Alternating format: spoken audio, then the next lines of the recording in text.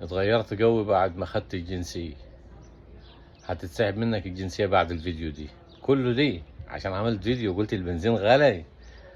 ما انا مش عارف اقول لك ايه يا ابو الصحاب، يعني انت كده يبقى ما تفهمش حاجة. في حاجة هنا في الدستور اسمها سبيتش، حرية الكلام. وبعدين تسمع شوف الامريكان اللي بيعملوا مظاهرات وطالعين ويزعقوا، طبعا ما تقدرش تروح لهم، يفكفكوا لك من يوم ما اتولدت لو قلت لهم حاجة زي دي. وبعدين ما حدش يقدر يسحب الجنسية بتاعتي. انا صاحب بلد هني، انا راجل عافي، عارف يعني عافي، وبالدستور وبالقانون يا راجل يهبل. والله يا اخي انتوا عالم غريب، ايه الكره اللي جواكم ده والحقد والغيظ انت عايش هنا ولا عايش فين بالظبط؟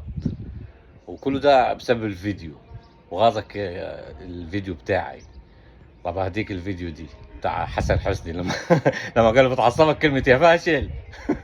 خلاص يا فاشل. فاشل؟ يا فاشل. بلاش يا فندم الكلام ده. بتعصبك يا فاشل؟ بتعصبني. يا فاشل يا فاشل يا فاشل يا فاشل. الله في ايه يا فندم؟ يا بس فاشل. سيحتني في المكان.